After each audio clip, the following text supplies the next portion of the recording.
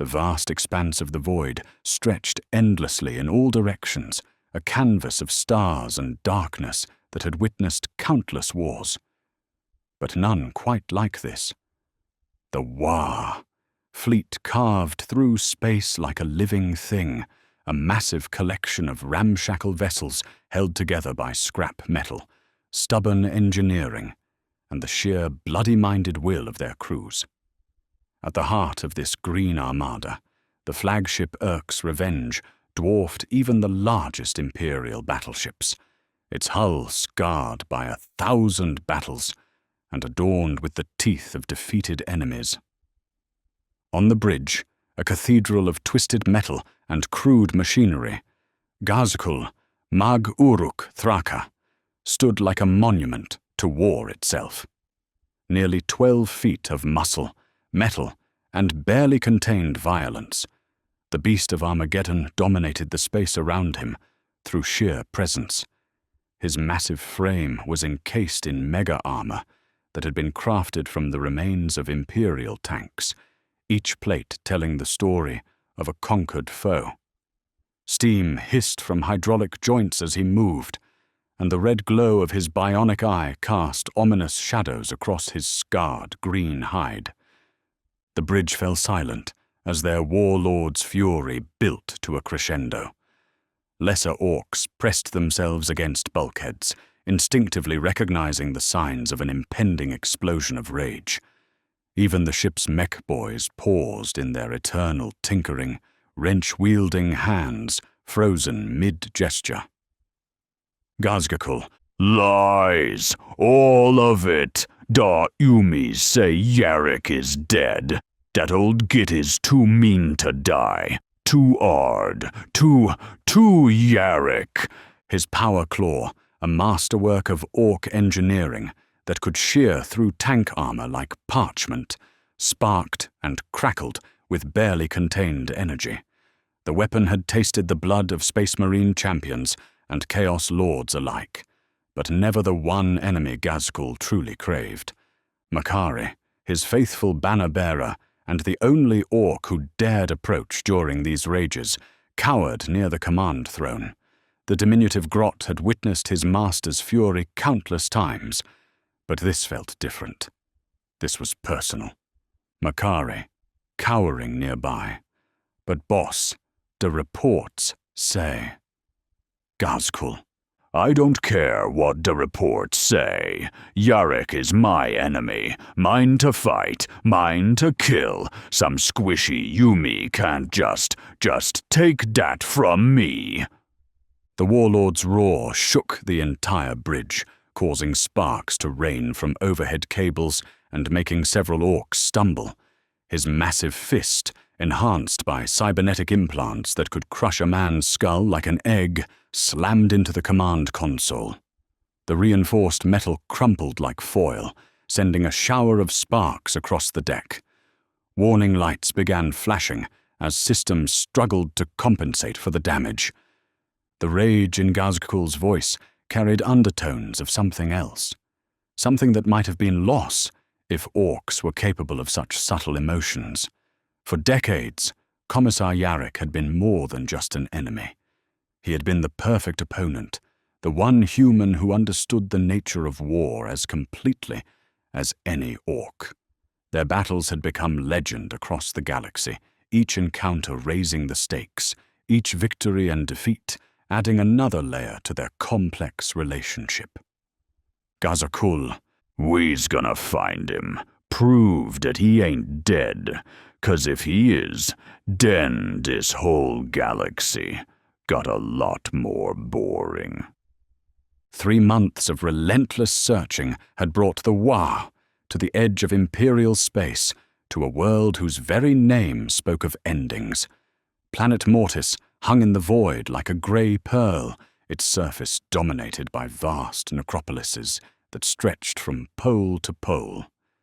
Here, the Imperium buried its most honored dead, those whose deeds had earned them more than a pauper's grave or the recycling vats of a hive city.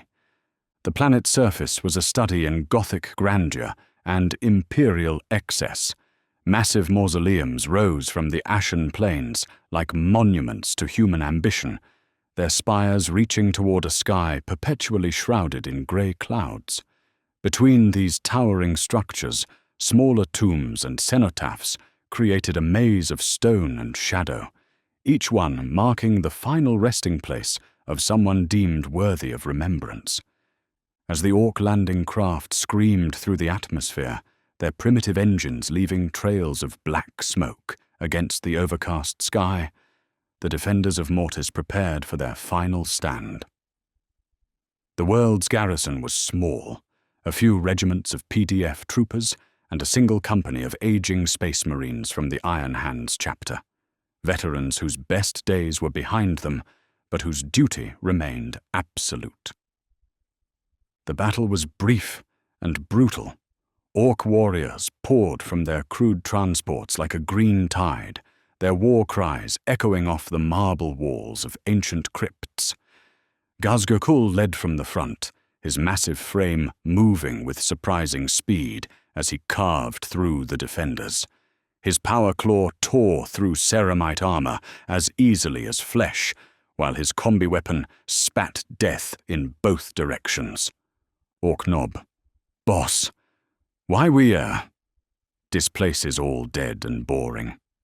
The Nob, a scarred veteran whose face bore the ritual markings of a dozen different clans, gestured dismissively at the surrounding monuments.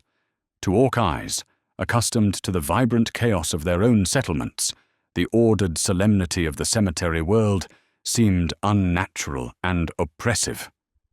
Ghazghkull, This is where they buried him, where they think they put the greatest Yuumi warlord to rest.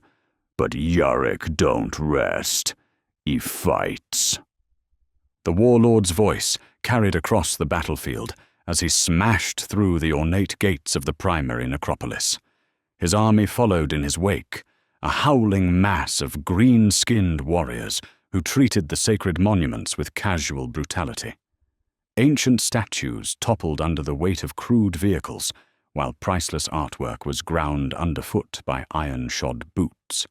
The march to the center of the necropolis took hours, not because of the distance, but because of the sheer scale of the monuments they encountered.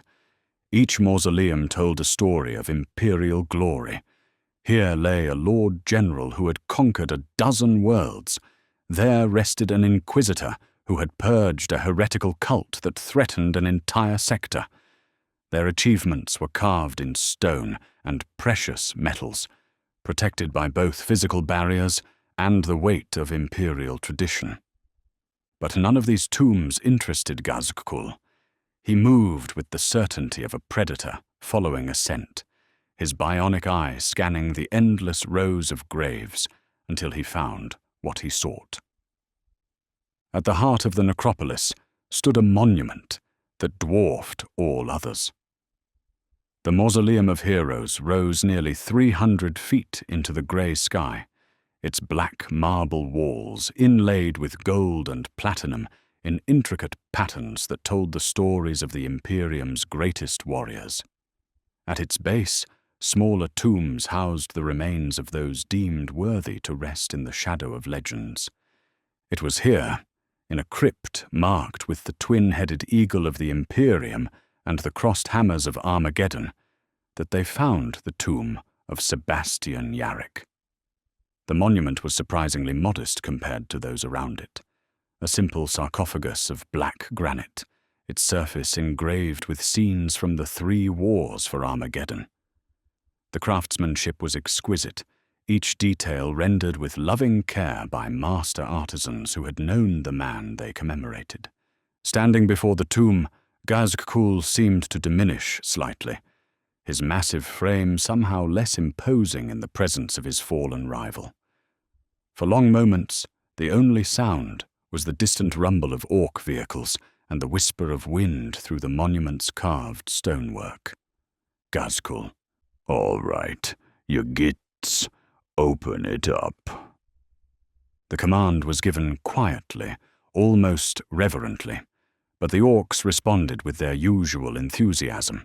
Crude tools bit into ancient stone as they worked to pry open the sarcophagus. The sound of breaking marble echoed through the mausoleum like the breaking of bones, each crack seeming to violate something sacred. When the lid finally gave way, sliding aside with a grinding protest of stone against stone, the assembled orcs peered into the tomb with uncharacteristic silence.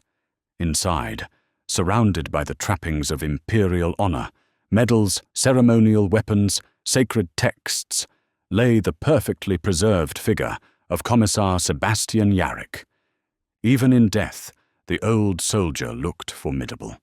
His weathered face, marked by decades of warfare and the weight of command, bore the expression of a man who had stared into the abyss and refused to blink. His uniform, the black and gold of the commissariat, was immaculate, each medal and decoration precisely placed. Most striking of all was his bionic eye, the crimson augmetic that had become his trademark, now dark and lifeless. Ghazghkull, quieter. Yarrick, you stupid git. You can't be. For the first time in his long and violent life, the Beast of Armageddon seemed uncertain. His massive hands, weapons that had crushed the life from countless enemies, hovered over the edge of the tomb, as if afraid to touch what lay within. Then, impossibly, Yarrick's bionic eye flickered.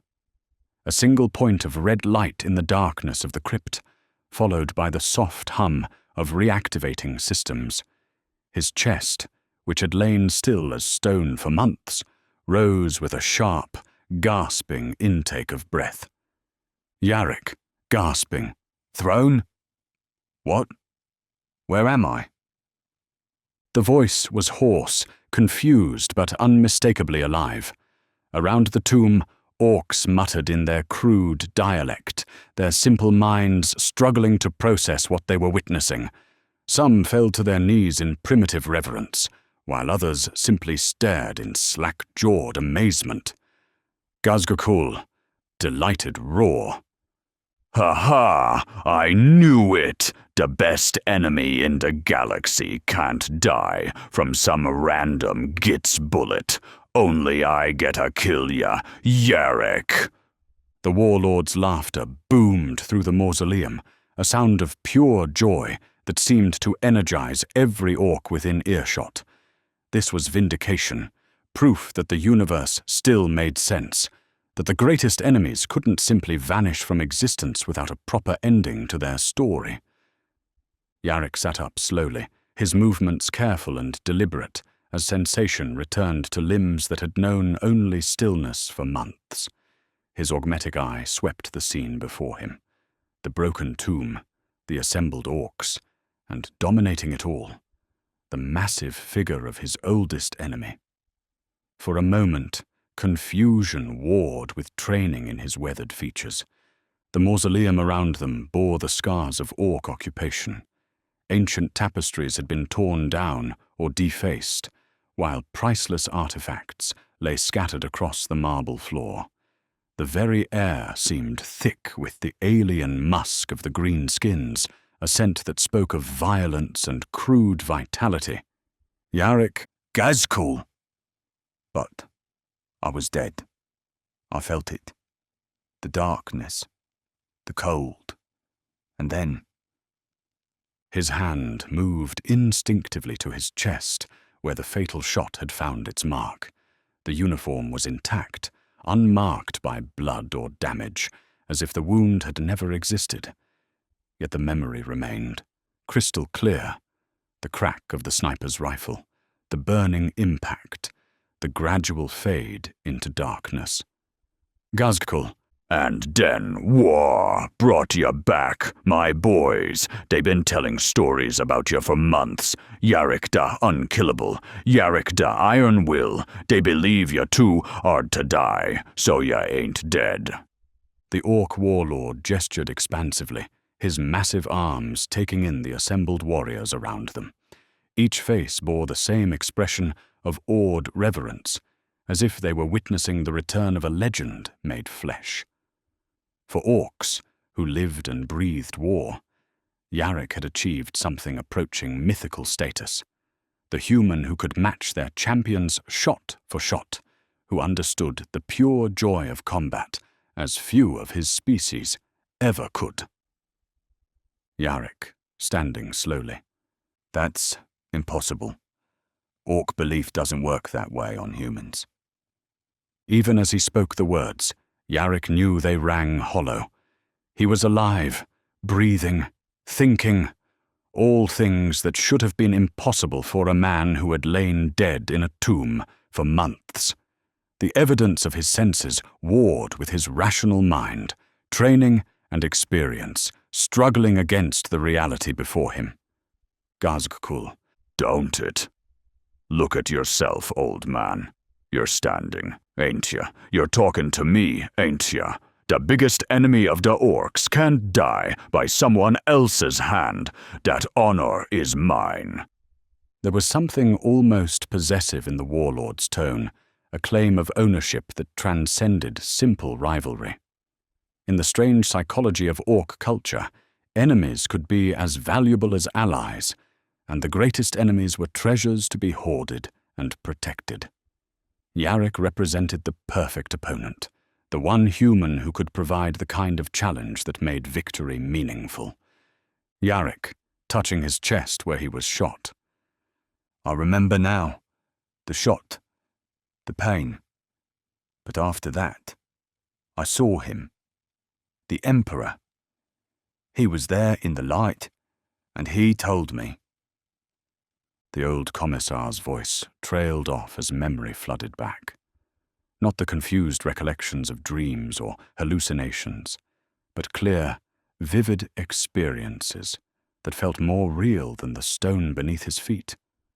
A figure of golden light, vast and terrible and infinitely compassionate, speaking words that had burned themselves into his soul.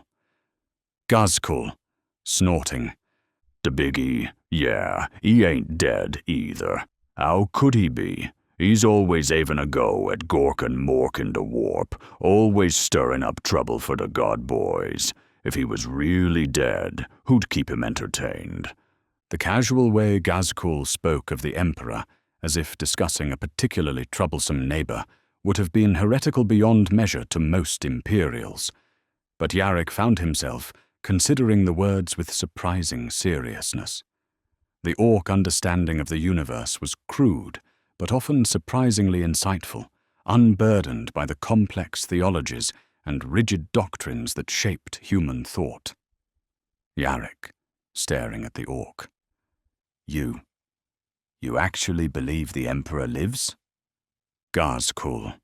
Course he does, just like you do, just like any git worth fighting does. Death is for boring gittos who don't know how to have a proper scrap. There was a logic to it, twisted but undeniable. In a universe where thought and belief could reshape reality, where the very fabric of space and time responded to the collective unconscious of entire species, perhaps death truly was just another obstacle to be overcome by sufficient will. The departure. The conversation had run its course, and both warriors seemed to sense it. Ghazghkull turned toward the mausoleum's entrance, his massive frame moving with the deliberate grace of a predator who had accomplished his purpose. Behind him, his retinue of nobs and mech boys began to stir, sensing their leader's readiness to depart. Ghazghkull. Right then, Yarrick.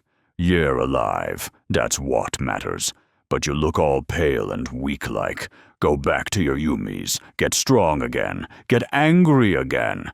'Cause next time we meet, I want you at your best when I finally crush you. The promise wasn't a threat, so much as a statement of cosmic inevitability. Their paths would cross again, as they always had. And when they did, it would be glorious. For both of them, the anticipation was almost as sweet as the reality. Yarrick. Wait. Ghazghkull. If what you say is true, if Orc belief can truly... Ghazghkull, not turning around. You'll figure it out, old man. You're smart for a Yumi, too smart for your own good sometimes. The warlord's voice carried a note of something that might have been affection, if orcs were capable of such complex emotions. He had his enemy back, alive and ready to resume their eternal dance of war and death. For now, that was enough. The sound of orc boots on marble echoed through the mausoleum as the greenskin army began to withdraw. They had come for one purpose, to prove that legends couldn't simply fade away, and they had succeeded beyond their wildest dreams. The light. Alone in the violated sanctity of the mausoleum, Yarrick stood among the scattered remains of his own funeral arrangements. The medals and honors that had been interred with him lay scattered across the floor, their significance somehow diminished by the reality of his resurrection. What meaning did posthumous glory have when death itself had proven temporary? The silence that followed the orcs' departure was profound, broken only by the distant sound of their ships lifting off into the grey sky. But as the minutes passed, something else began to intrude upon the quiet, a subtle change in the quality of light filtering through the mausoleum's stained glass windows. The perpetual overcast that shrouded Mortis began to shift and swirl, as if stirred by invisible hands. Breaks appeared in the cloud cover, allowing shafts of sunlight to pierce through for the first time in living memory. But this wasn't the harsh yellow light of a normal star. It was something warmer, more golden, carrying with it a sense of presence that made the air itself seem to thicken with possibility. Yarrick, to himself, awed. Emperor preserve us. What have they done? The light continued to grow, not with the gradual progression of a dawn, but with the sudden intensity of a revelation. High above, the clouds began to part in perfect spiral patterns, as if the very atmosphere was organizing itself around some central point of impossible radiance. In the distance, carried on the wind from the landing fields where the orc fleet had departed, came the sound of alien voices raised in what could only be described as worship. The crude, guttural language of the orcs had taken on an almost hymnal quality, as if they were witnessing something that transcended their usual concerns with violence and conquest. Yarrick, kneeling.